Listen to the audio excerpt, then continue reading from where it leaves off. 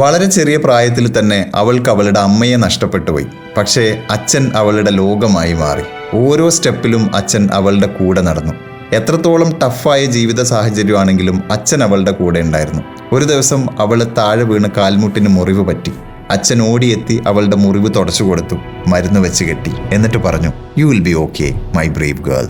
അങ്ങനെ അച്ഛൻ്റെ സ്നേഹത്തിലും കരുതലിലും അവൾ വളരുകയാണ്. കുറച്ചുകൂടി കഴിഞ്ഞപ്പോൾ അവൾക്ക് ഡാൻസിനോട് വല്ലാത്ത പാഷൻ തോന്നി. അച്ഛൻ അവളെ വളരെയധികം സപ്പോർട്ട് ചെയ്തു. ആദ്യമായി സ്റ്റേജിൽ കയറാൻ ഒരുങ്ങിയപ്പോൾ അവൾ വല്ലാതെ നെർവസായി. അപ്പോഴും അവൾക്ക് ധൈര്യം പകരാൻ ആ സ്റ്റേജിൻ്റെ പിന്നിൽ അച്ഛനുണ്ടായിരുന്നു.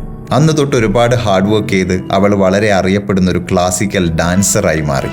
ഡാൻസ് അവൾക്ക് പ്രശസ്തിയും പണവും നേടിക്കൊടുത്തു. അങ്ങനെ അച്ഛൻ അവളോട് ഇടയ്ക്കിടെ കുറച്ചായിട്ട് പണം ചോദിച്ചു തുടങ്ങി. അവളാണെങ്കിൽ വളരെ സന്തോഷത്തോടെ അച്ഛൻ ആ പണം ഇങ്ങനെ നൽകിക്കൊണ്ടേയിരുന്നു.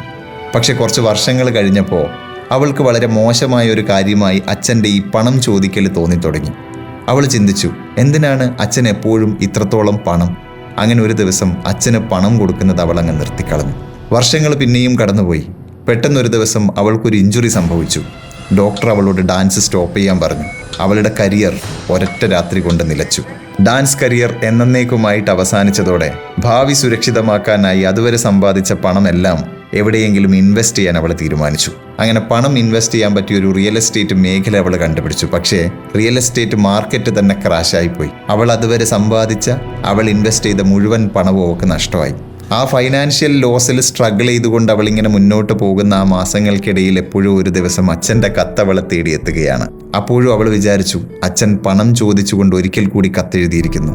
വായിച്ച ഉടനെ വളരെ ഹാഷായിട്ടുള്ളൊരു മറുപടി കൊടുക്കാൻ തീരുമാനിച്ചുകൊണ്ടാണ് അവൾ ആ കത്ത് പൊട്ടിച്ചത്. ആദ്യത്തെ വരി അവൾ വായിച്ചു. "മോളെ, നീ ഇപ്പോൾ ഇത് വായിക്കുകയാണെങ്കിൽ അതിനർത്ഥം ഞാൻ ഈ ലോകത്ത് ജീവനോടെ ഇല്ല എന്നാണ്." അവളുടെ കണ്ണുനീര് പൊഴിഞ്ഞു തുടങ്ങി, കൈകൾ വിറച്ചു തുടങ്ങി. വിതുമ്പിക്കൊണ്ട് ബാക്കി കൂടി അവൾ വായിച്ചു. "എൻ്റെ പ്രിയപ്പെട്ട മകളെ, ഞാൻ ഇപ്പോഴും ഓർക്കുന്നു നീ ആദ്യമായിട്ട് നിൻ്റെ കുഞ്ഞു ചുവടുകൾ വെച്ചത്, എൻ്റെ കയ്യും പിടിച്ച് നടക്കാൻ പഠിച്ചത്. അന്നൊക്കെ നീ വിചാരിച്ചു ഞാൻ നിന്നെ രക്ഷിക്കുകയാണെന്ന്. പക്ഷേ യഥാർത്ഥത്തിൽ നിൻ്റെ അമ്മ നമ്മളെ വിട്ടു പോയതിന് ശേഷം ഓരോ ദിവസവും നീ എന്നെ രക്ഷിക്കുകയായിരുന്നു. ഓരോ തവണ നീ ചിരിച്ചപ്പോഴും ഞാൻ പ്രതീക്ഷ കണ്ടു.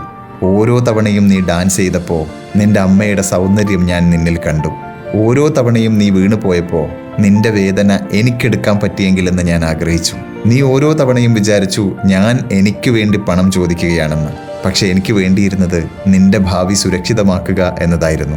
നീ എനിക്ക് തന്നിട്ടുള്ള പണം എല്ലാം തന്നെ ഞാൻ നിന്റെ പേരിൽ നടത്തിയിട്ടുള്ള ഇൻവെസ്റ്റ്മെൻറ്റിൻ്റെ ഡീറ്റെയിൽസാണ് കത്തിൽ ഞാൻ അറ്റാച്ച് ചെയ്തിരിക്കുന്നത്. ആ ഇൻവെസ്റ്റ്മെൻറ്റുകളുടെ ഇന്നത്തെ വാല്യൂ മാത്രം മതി നിന്റെ ഭാവി എന്നേക്കുമായി സുരക്ഷിതമാവാൻ. ഞാൻ എന്നും നിന്നെ സ്നേഹിക്കും. ഞാൻ എന്നും നിന്നെ നോക്കിക്കൊണ്ടേയിരിക്കും. എപ്പോഴെങ്കിലും ജീവിതം വളരെ കാഠിന്യമുള്ളതായിട്ട് നിനക്ക് തോന്നുകയാണെങ്കിൽ ഒന്ന് കണ്ണടച്ചാൽ മതി. ഐ പ്രോമിസ് യു, നിനക്കവിടെ എന്നെ കാണാം." പലപ്പോഴും നമ്മുടെ മാതാപിതാക്കളുടെ സ്നേഹം വളരെ നിശബ്ദമാണ്. It's not loud. അവരോട് നന്ദി ചോദിക്കാനോ ക്ഷമ പറയാനോ ഉണ്ടെങ്കിൽ ലേറ്റായി പോകുന്നതിന് മുമ്പ് ഇപ്പോൾ തന്നെ അത് ചെയ്യുക. കാരണം പലപ്പോഴും വേണ്ടപ്പെട്ടവരുടെ വാല്യൂ നമ്മൾ തിരിച്ചറിയുന്നത് അവരെന്നേക്കുമായി നഷ്ടപ്പെട്ടു പോയതിന് ശേഷമായിരിക്കും.